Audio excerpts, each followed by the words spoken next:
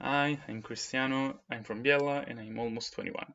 I finished high school in 2020 and now I'm in a sort of limbo waiting for universities in Ireland to reply back to my application for the computer science courses.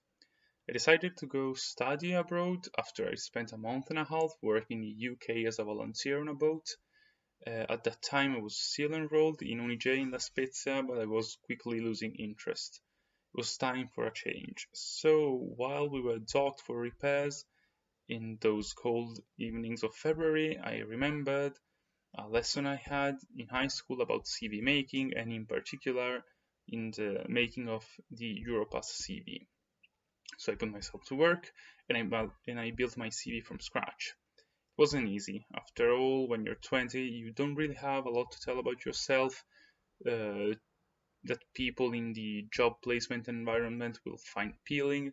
Just came out of high school, your quiver of skills is quite empty, and even less is your experience in a proper working environment. Nevertheless, I gathered all that I know about myself, every little things that I've made and learned, from my knowledge of English to my skills with fiberglass, from my apprenticeship as a woodworker to my time as a sailing instructor.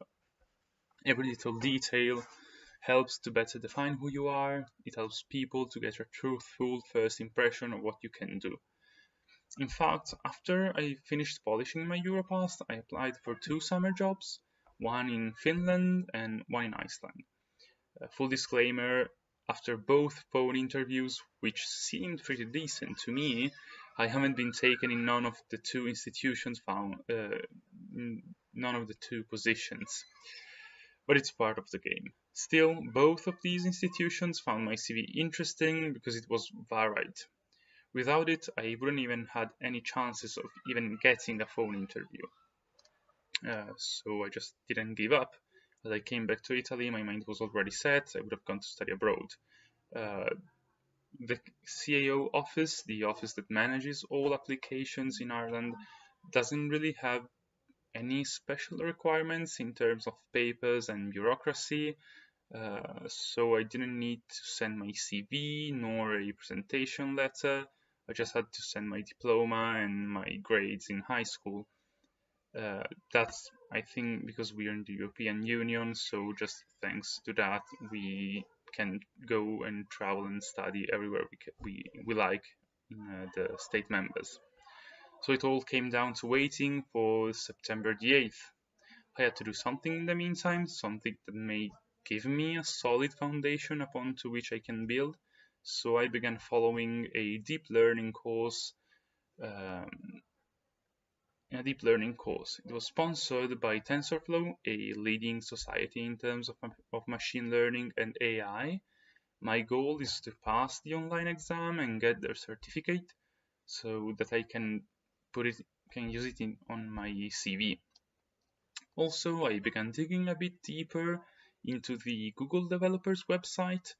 I did some research on how to improve my set of digital skills through the free courses they give, and now I have earned badges in their network that can be used to present myself. I've gained badges in Android Studio, Python programming, and soon in TensorFlow as well. Always in this sector, I was planning on moving beyond the Google developers and put myself to test with Kaggle, a website where programmers challenge themselves with different types of datasets, different type of problem, and their solutions end up on a worldwide leaderboard.